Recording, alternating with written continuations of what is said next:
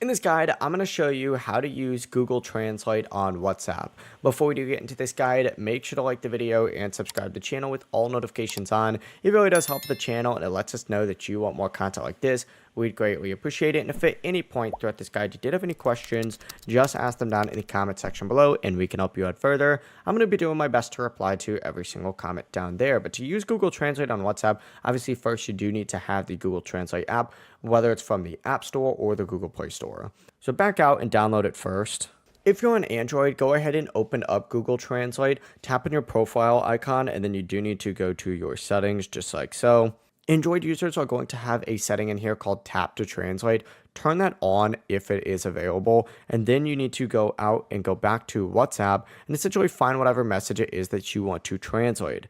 Go ahead and find it, select it just like so, and then hit copy on it. Once you hit copy on it, go ahead and just back out, and you're going to have to use Google Translate just by pasting it in here just like so. Hit allow paste and you'll see exactly what it is.